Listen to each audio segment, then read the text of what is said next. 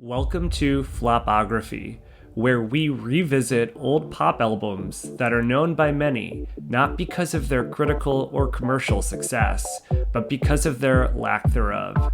These albums received the designation of flop. But did we give them a fair shake? This is episode 1 of Flopography, and today we are reviewing Lady Gaga, Artpop. Welcome, guys. I'm Steve Mariani. I'm based in San Francisco. I work for the New York Times as a creative advertising professional. I live in San Francisco with my wife, Jenny. And I've always been really interested in pop music. As a kid, I wanted to be Casey Kasem, which some people might not even know, which is today's Ryan Seacrest, who hosts American Top 40. I used to play the top 10 in my car, driving my parents and my brother and sister nuts on family road trips. I also took a pop music course with a guy named Clarence, who must be really proud of me right now because now I've translated it to a podcast. And that was back at Northwestern. But now I'm really excited to co-host this podcast with Mike, who is my wife's best friend. So we're the two men in my wife Jenny's life. So she's brought us together to bring you this exquisite audio. But I'll turn it over to you, Mike. Yeah, I'm her ex-work husband, and that's how Steve and I met. Jenny is now in San Francisco. She left me. She separated with me, and she's over here, but it's okay. I get to now be best friends with her husband and with his amazing podcast. So my name is Michael Queroz. You can call me Mike. I am obsessed with pop music. I love it. I live it. I breathe it. I have another podcast on the side called Bop to This Music.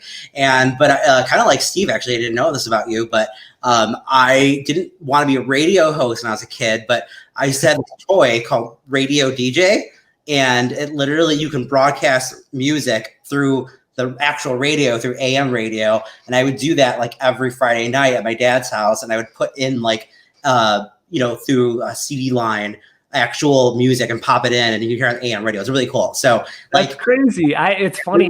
Like, I used to sit up and record. Like, I would wait for the music to play on the local FM, and I would record it on a cassette tape. Yeah, I did that too.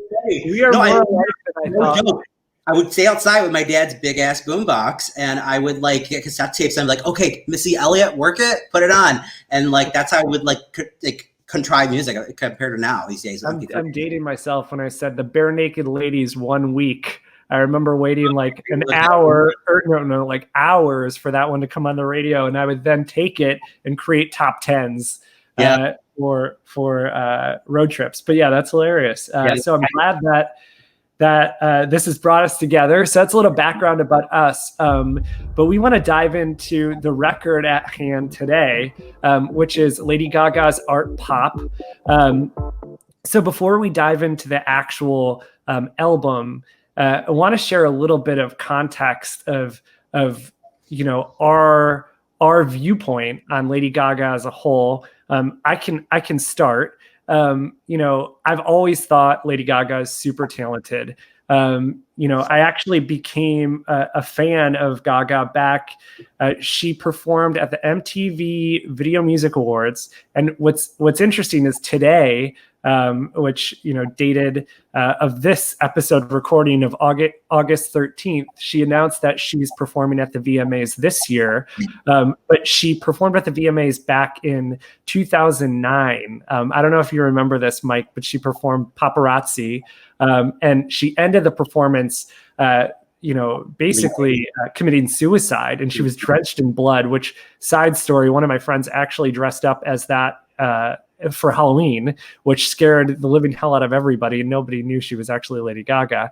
But the funny part about that is that it really, that performance was pretty powerful. And I think one of the things that Lady Gaga has that other pop artists don't have is that she is an incredible performer. She can create records, she can create movies, but I think it's her live performances that really transcend her to another level, and what has made me a fan of her to this day. But I'm interested in hearing what you have to say, Mike. You know what's funny? You say live performances that have made her incredible. Like, I think she's good at live performances. She's entertaining. I wouldn't say she's amazing as I'm not a huge Beyonce fan, and that's unpopular opinion. But like Beyonce has stage presence, right? Like she knows how to dance, she knows how to sing live. Like she's just added a whole nother level. Like I think Lady Gaga is entertaining, and I think that's probably part of the reason why and how I started to like her back in 2008 when she came on the scene with Just Dance. Like she was interesting, right? And I think Just Dance was a cute song. I didn't really care for it, but Poker Face came out and I was obsessed. I literally would choreograph dance routines to that song with my campers when I was a camp counselor. Like I was obsessed with it. And I mean, I've always liked her, appreciated her. I gotta say, like she's not my top artist, but this album, however, as we'll get into, is one of my favorite albums by her. Got it. So you're not a little monster. No, I'm a little monster. Okay, I've seen her like probably live like 3 or 4 times, so I think that probably qualifies me as a little monster. I've actually never been to her show, so when I speak about her performances and stage presence, it's always like transcending like the medium of TV, right? So like I think that like when you say that, I think what she has that Beyonce doesn't, and I don't want to compare them because I think they're both great in their own right, but Lady Gaga has that theatrical background that I think it makes it feel a little bit more like a show. I don't think she's the best dancer and all of that, but just giving you a little background about why I feel that way.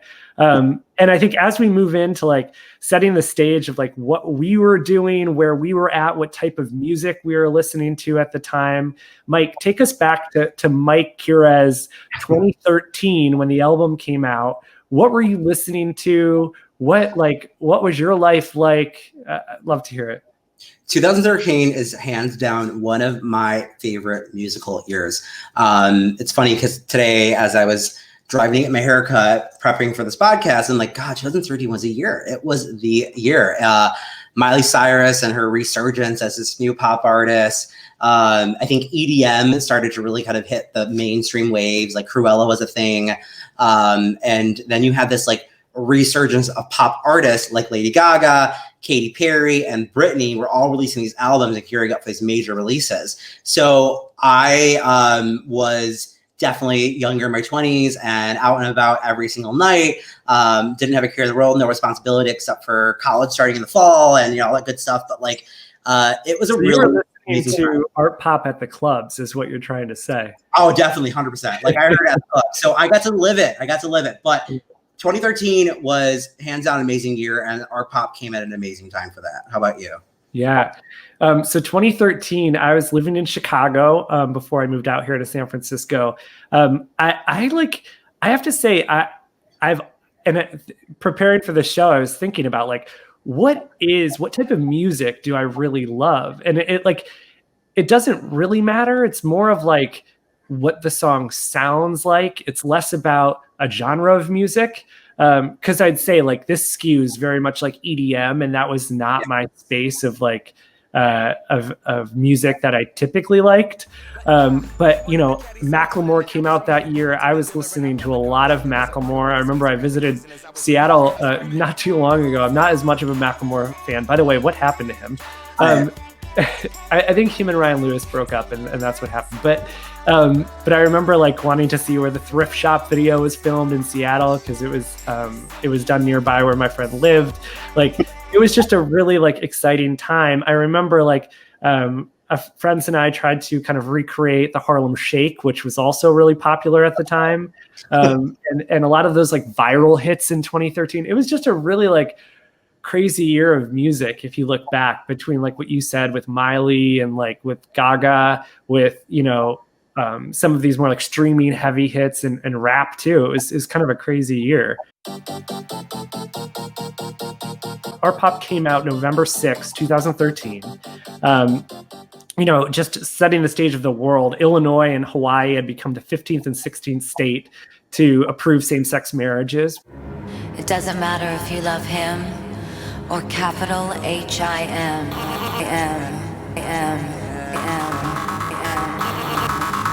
Just put your paws up 'cause you were born this way, baby. Gaga coming into art pop was at her career peak. You know, in terms of what she released prior.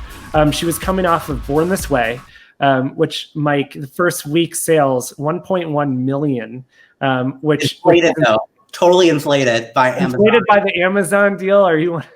Yeah, Amazon deal $1 album. No, I mean, that doesn't count. I'm sorry, Gaga. She was okay stripped out from Amazon. She sold just over 600,000, which, like, you know, in that day, that's pretty successful for a pop artist. And those are like Taylor Swift and Eminem numbers. Nobody gets those. So what's interesting though, I read an article and I'd like to get your thoughts on this in terms of like looking back on Gaga.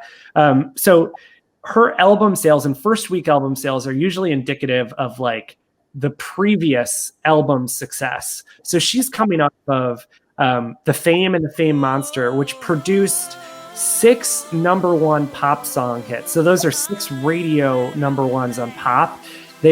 She also, you know, her first 7 songs were in the top 10. Actually, she didn't release a song that didn't make the Billboard Hot 100 top 10 until Marry the Night on Born This Way. And that was the 5th single. Which is an amazing song, by the way. Yeah.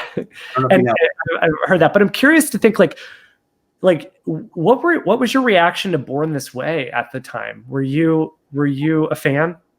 I liked Born This Way a lot. It was a much more longer and expansive album than Artpop.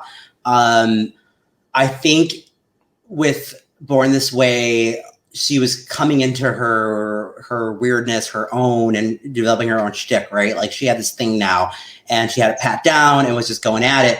The songs were amazing, but to your point, that really resonated with me. Like when you have a very successful album, mind you, inflated numbers for her, you are automatically going to be set up for potential failure with your next release. Yeah. We saw Katy Perry have that same issue, right? Teenage Dream into Prism that same year. Britney Spears with her last album, Femme Fatale, and Britney Jean. Like you're just going to set yourself for failure. So it was a great album, but I think either way, no matter which direction this album was going to go, automatically she was going to be compared and rated towards her last one. The numbers for Artpop specifically. So coming off of that 1.1, Artpop sold 258,000 in the first week. So, I mean, that's a pretty significant come down. Even if it's that 600 number, that's about 50% of that. And for comparison's sake, Miley Cyrus, you mentioned her bangers, came out with 270. So that beat Gaga. And Katy Perry came out with 286 for Prism. The Hot 100 peaks for Artpop. Applause hit number 4. This shocked me, and I actually dug up the video for this one. Dope hit number 8, and then it fell after 2 weeks. On the Hot 100? It was number 8 on the Hot 100. And it was aided by this performance at the YouTube Music Awards. I need you more than dope. Need you more than dope. I need you more than dope. I need you more than dope. She was just like bawling, crying as she performed it. I watched it. It was really awkward in the sense of like her high note she wasn't hitting. Like anyway, it got the song to number 8. Do What You Want. And then Venus was number 32 and Guy hit 76 for 1 week. So she did have 2 top 10s. Do What You Want was on the chart for about 20 weeks.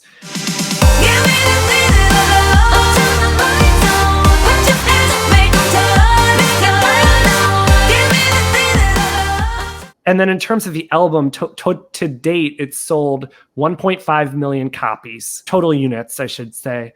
And the media critic score was 61 for Artpop. And Gaga's really, I mean, it actually isn't that bad compared to like The Fame got a 71, Fame Monster got a 78, Born This Way a 71, and Cheek to Cheek got a 64, even though it won a Grammy. So I want you to tell me, Mike, your initial reaction, that back 2013 Mike about to like hit up Mad River in Chicago, go out to the club. Tell me about tell me about your one word in your initial reaction that would describe how you reacted to art pop. General, it was excitement, and I'm gonna add another word, curiosity. So one of Lady Gaga's first ways of kind of debuting some of the album was the iTunes Festival. I think it was that September. Obviously Applause was already released. Applause was a good song. It was okay, right? But like a first single means everything. And I think generally people, myself included, was kind of like, okay, it's a good song, but what else, right? So I was excited for her to come back. That song was decent. It was okay. Today, it's a different story. We'll talk about it later. But then when she did this iTunes Festival performance, which is very hard to find on YouTube these days, you have to really dig for it. She did all these like at least 4 songs in the album, including some of my favorites, Sex Dreams and Swine. Last night, then you were in the sex dreams. You walked in, doing really nasty things. And it was just like, what the hell is this? Like, I love it. Like, it's weird. It's dancey. It's like exciting. And she wasn't like, she, compared to Born This Way era, wasn't dressing as nuts. She was still dressing kind of weird, but like she was kind of taking a little bit more of a tamed back approach. And it was just curiosity and excitement at the time. Yeah, that's a really good point. Is, you know, she took the mask off for Art Pop. Mm-hmm. You know, in her previous albums, I mean, I don't know that I would have been able to recognize who Lady Gaga was on the street if I would see her. And then she kind of like bared down a little bit for Art Pop. You know, I would say my initial reaction to hearing the album, and it's not too different from when I listened to it in preparation for this show, is it felt like, to me, unfinished. It felt like a little loud for my taste. I know those are two kind of disparate descriptions. I think like the main thing and what captured me, even like looking at her album today, is like stylistically, even Art Pop, she styles it all capital letters. Like, so it's like yelling at you a little bit. And the music does that too, which is actually in stark contrast to a lot of like what's like, I guess, trendy for pop music these days. If you look at Taylor Swift, if you look at Ariana Grande, everything on their album is all lowercase. It like kind of was set you up a little bit for how loud the album was. And that was like kind of my initial reaction to hearing it again. Well, and that's where like I think her fan base comes into play, right? Like you probably consider yourself prior to the album a casual listener, right? Yeah, of Art Pop, yeah. But and Lady Gaga in general, like you liked her, but you weren't like a fan, right? Correct. Okay, so like me, like I liked her, right? I bought the previous albums. Like I think Born This Way Again was a great album. I liked it. But I think the loudness is definitely something that tends to resonate more with her gay audiences. And like, I think that brash and, you know, her whole thing, finding the art in pop and, you know, that like avant-garde type of mechanism. Like, I think that is really kind of spurred only a small subset of her audiences, right? Which is probably why when you think about the album's ultimate impact, it's kind of a flop, right? Because it's not meant for the masses. It's kind of like different off the wall pop music that at the time it was kind of too loud for people, to your point.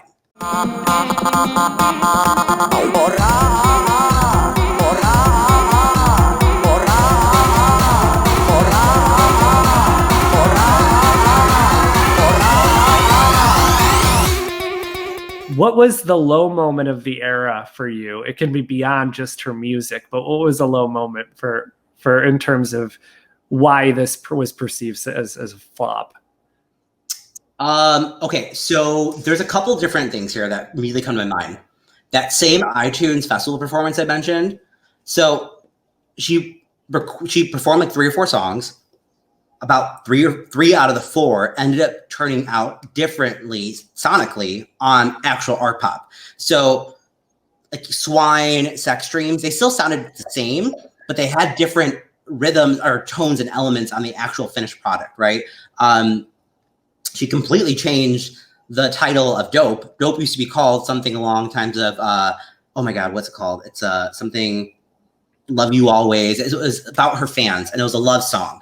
And it was very cliche, like it was very like which something you expect from Lady Gaga and Born This Way. But she completely changed it like a 180 and like made it about, you know, a drug dope and compared it to love and this really depressing song, as you mentioned.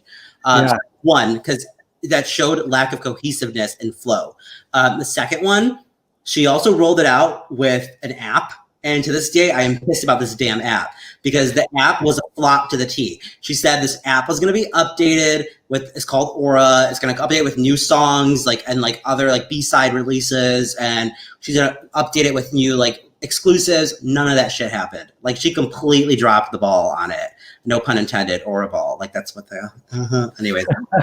Like, but yeah, so I think those two things were indicative of the era and what was going to happen.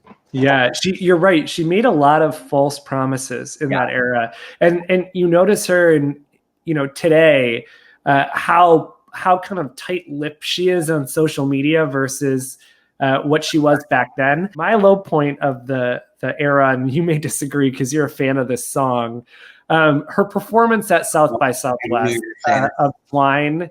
Having the woman throw up green slime on her.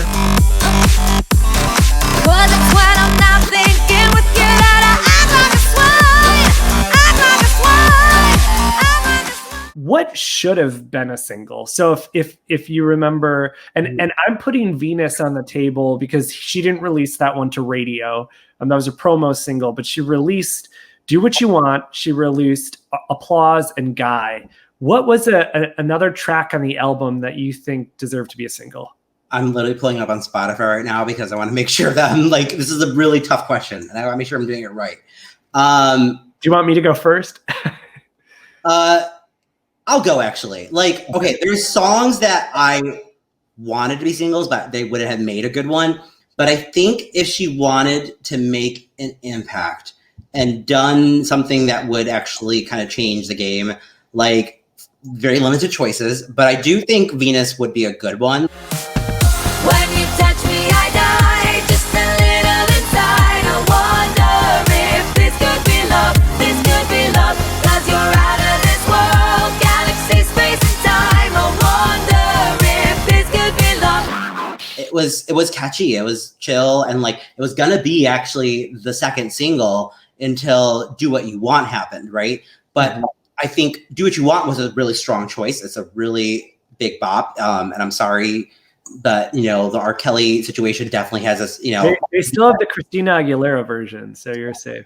Yeah, but she's not, I don't know, that version's not that good. I mean, but I thought you were a Christina fan. I like Christina. Yeah. We'll do that later on. But I don't know. Like, she oversings sometimes. But the R. Kelly version's good. But here's the thing. The controversy around that video too, that was never released. There's like a 30-second, 1-minute clip from that on YouTube you can find. Like, it spoiled the entire album era, right? Like another single that could have been huge, and here she goes with controversy and pulling the plug and doing premature things.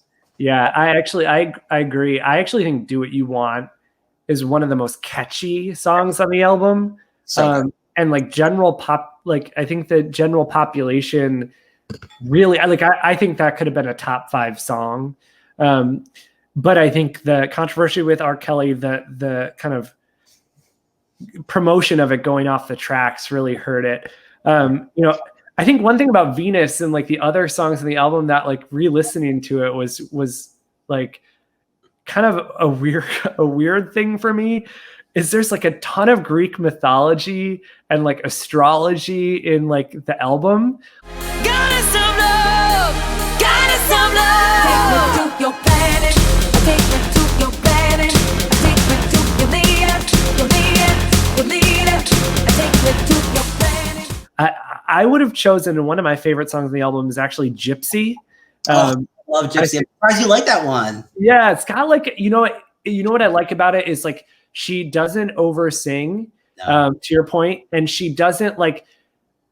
I usually like sometimes I like the weird Gaga voices in her music, but like sometimes she overdoes it in this album and there's more auto-tune, and in this one she just kind of sings and it has a good chorus to me. So I feel like it could be pretty like radio friendly. So I said, I don't want to be alone forever, but I can be tonight. I don't want to be alone forever, but I love gypsy life. I don't want to be alone forever. Maybe we could see the world together. What aged like wine? And what aged like milk? That's so fucking gross. As you're drinking your wine. Yeah, after drinking wine, and like earlier this week, our power went out in Illinois because we had a derecho pass through, aka like a series of tornadoes. And anyways, I got spoiled almond milk in my fridge. Oh. Well, try to bring that back into your mind. Okay, age like wine. Oh man, that's a really. And it doesn't have to be a song. Can be just like the overall kind of feeling of the album. Well, the album overall has for me continued to be an amazing album overall. I love it to this day. It's a great one. I actually have an album cover hovering over my bed in my room. I have a list. I don't know if you ever saw that. I have like a bunch of album covers. My favorite. Yeah, I think I saw. Do you like the cover? Like, did you think it was a good cover? Yeah, cover. It's okay. I like it. I mean, but it's kind of too weird for me. You know, another element of it. If you were at Target as a lay audience on Black Friday, right around the album's release, if you're a mom, would you buy that album based on the cover? No, like that's not masses. But okay, so Age Like Wine, I would say Donatella. Like it's such a good track that to this day, you throw it on at a club, it's still gonna like be like jam worthy and like come on. It's kind of meta. It's like talking about fashion in the world with Donatella Versace, who's this amazing, powerful woman. Donatella, I'm smoking, I'm on full tank again.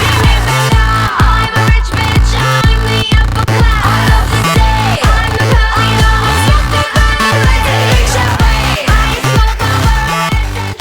the Donatella Versace actually, like in a video with interview a couple like just last year, I think she said that's one of her favorite songs because it's written about her. Like Milk, I would say Jewels and Drugs. It's a good song. I love the beat. I love it. It's killer. It's great. But like when you think about it, like I doubt you would release that today because it's just kind of tone deaf and it's kind of culture appropriation in some ways. And it's like her trying to reach into an audience and sound and snatch it. And I mean, anything with drugs right now, I just don't know if it's a good vibe for modern day. Don't want your jewels, don't want your drugs. Don't want your money, want your love. Don't want your jewels, don't want your drugs. Want your jewels, don't want your drugs. Don't want your money, want your love. What aged the best to me? It's like her ambition and her like creativity and like the groundbreaking nature of the album. Like I really think that she pushed the envelope with this in a time. I mean, if you look at Gaga, she produces a lot of music that at the time doesn't fit with what's popular in market. Even today, like Chromatica came out. The only person making happy pop music is like Dua Lipa. Like, you know, so it's, she kind of like, sometimes people can perceive that as like she's missing like the moment in time a little bit and she's like dated, or some people can see it as like she's bringing something back or she's innovating. My Artpop could mean anything. But what didn't age well to me, the R. Kelly feature. I mean, like that just didn't age well. The AMA's performance that she did with him. I was listening to the album and I listened to it a couple times before this show, and it took me a minute to realize I'm like, I've listened to this twice and Do What You Want isn't even on this. And I like completely forgot that was part of the album for a minute because it's removed. But I think that brings us to like our rationale for what went wrong. I think it's twofold. I think one, I think Gaga's creativity needs to be packaged up. It needs to be, you know, packaged up and with a bow, and she needs that direction. I think she can come up with a lot of great music, but she had just, I don't know if we mentioned this earlier, but she had just cut ties with Troy Carter, her manager, the week before this was released. And he's heralded actually for a lot of the way that Born This Way was packaged into this like anthematic album that's like, you know, LGBTQ rights, you know, focused and gave it kind of that narrative. Artpop didn't get that. You're right. Like the app floundered. What happened to that? What happened to Act 2 of Artpop? Like, all these pieces that fell apart, you know? So I think that like she needed her creativity to be packaged up. Like even with Chromatica today, like I don't see them doing it. Like she could have packaged that as like an ode to 90s house music, right? And that could be your narrative. I do think Gaga is still trying to figure out who she is a little bit back in 2013. And I think that like she loves the adoration of her fans. I mean, look at Applause was the first single from that album. And I think that she was searching for a moving target instead of just like being herself and going in and producing great music that could then be packaged up as something amazing. So I think those two are like my things for like what went wrong, but I'm curious to hear like what your macro thoughts are on that. It's that her head got too big. Her head was way too big at that point in her career. Riding the high from Born This Way. And I think obviously there's probably a lot more factors to this, but firing her manager right at the start of her era, horrible decision.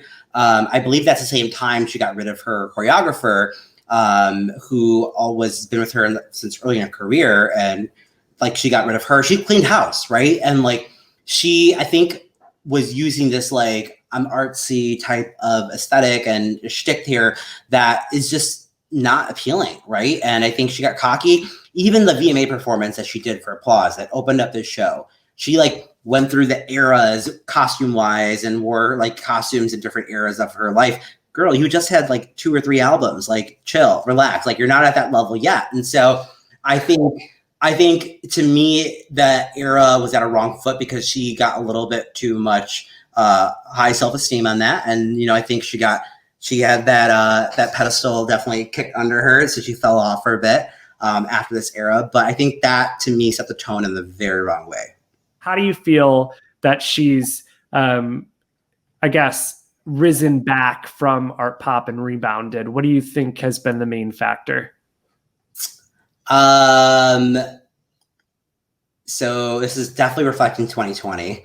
Because I think Cheek to Cheek was a palate cleanser, as well as the follow-up album with Tony Bennett. There was a palate cleanser as you move into Flop Band, which I call very lovingly. It's but you know, I think Flop Band is a horrible album and not good like Artpop, but I digress. That was also kind of palate cleansing. Take my hand, stay Joanne, heaven's not ready for you. So that she had a steady runway. And mind you, Chromatica is about like the first album in like 7 years that she released dance music, and Artpop being the last, right? So I think because she took her time to humble herself and be a little bit more kind of just playing the game in itself. And I think that Chromatica is the entrance into her new womanhood, her new sound and aesthetic moving forward. To me, it's a launching pad for the next phase of her career as a woman in her early 30s, trying to find her footing in this new pop world that really isn't pop dominated. And are you team DJ White Shadow or team Blood Pop? I love DJ White Shadow. I love Blood Pop too. So, but DJ White Shadow like has some hard-hitting beats like Government Hooker from Born This Way, and his work on Artpop. I don't know. He's got a soft spot in my heart.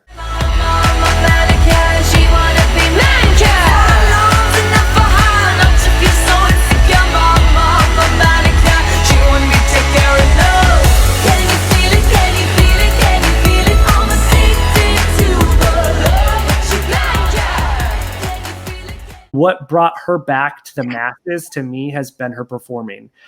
So if you remember, she crushed the Sound of Music medley at the Oscars a few years ago. She performed at the Super Bowl which honestly was the one thing that saved the Joanne era in terms of sales. She performed Million Reasons, and that's what brought it back. And then A Star Is Born live performances with Bradley Cooper. Obviously, A Star Is Born was a huge moment in her career, brought her back with Shallow. But I think people just want to see Gaga on stage. Okay, let's roll in quickly to a couple of tweets that we pulled, and then we're going to give our final analysis on whether it was a flop or not. So these are a few tweets that we found about Artpop. The first reading: Artpop is the Jon Snow of Gaga's album. Initially dismissed by the family, but then everyone realizes a couple years later that it was iconic. The second is, as I said, Artpop Act 2 isn't dead. Who else believes that they are still working on justice for Artpop? This fan isn't going to let it die. Nick566. Well, shout out to that. You know that's a fan because they capitalize Artpop in all caps, right? Yeah, there you go, Mike. They knew what's going on. Artpop Act 2, though, I really do hope they release someday. If you ever are bored, go on YouTube and look up Party Nauseous. It's a demo you can hear from Artpop that she played a clip of in her Artpop ball. Very amazing song. There's so many good tracks she did not release that she was supposed to. So hopefully one day she does, but I doubt she will. And this was a famous tweet. I don't know if you remember her tweeting this last year, but Lady Gaga tweeted, "I don't remember Artpop," and then Sam Stryker tweeted, "And some of us choose to not remember Joanne, or what Mike calls Flop Ann," which was not a fan favorite from a lot of her Little Monsters. I bow down to pray. I try to make the worst seem better. Lord, show me the way to cut through all this worn out leather. I've got 100 million reasons to walk away, but baby, I just need one good one to stay. Mike, I want to know, do you consider Artpop a flop today or not? Good question. I do not, because first of all, those numbers compared to these years, like no one gets numbers like that these days, right? In sales. However, it's aged well overall because, as you saw, even a tweet, like it's iconic now, right? People and her fan base especially rate it as one of those albums in her entire discography that is just stand out. It was different. It was loud. It was abrasive. And it went against the grain of what was going on at that time. It fits nicely in music these days. I think it continues to age well. So I don't think that it has a bad reputation as we do. It definitely is not a flop in 2020 view. Yeah. And I think every artist has some like justice for blank album, right? And this is Gaga's. And I found that she has tons of high highs on this album. I mean, Do What You Want is a great song. It's catchy. Sex Dreams, Gypsy, we talked about. Those are all great songs.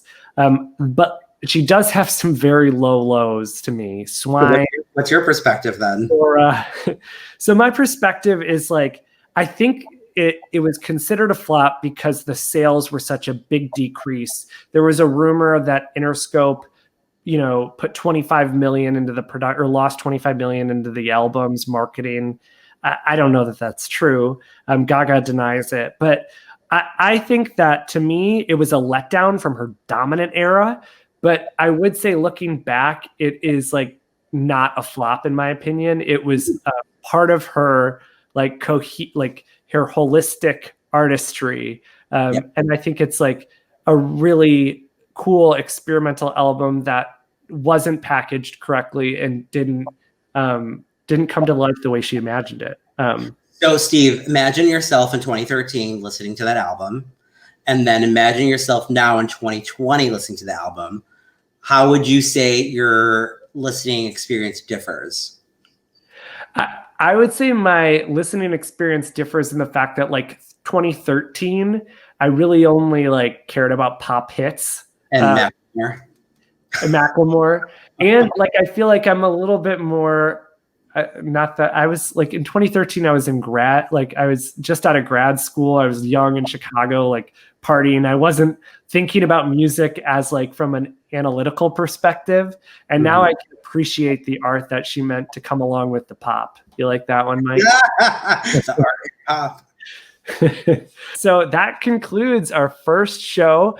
And, Mike and I will be doing this, consistently and reviewing different albums. So please hit us up on social media at Flopography Podcast, Instagram, and Twitter for any albums you'd like to review or for any comments on how you feel about Artpop back in 2013 or today. Mike, any closing remarks from your end? Yeah, so whether you're listening to us on video or through simple audio, any podcast distribution platform that you prefer, just know that you have both options available. And again, engage with us. We want to hear what albums you want us to profile, but also if anything Steve said, not me in this podcast, that you want to review, and just make sure you say, I disagree with you. Let us know. We want to hear that side too. Yeah, and stay on Twitter. Be nice to us after this episode. Don't cancel us, please. Don't cancel. All right, Mike. Steve, this was fun. We'll do it again. And everybody have a wonderful, wonderful day. I live for the applause, applause, applause. I live for the applause, applause. Live for the applause, applause.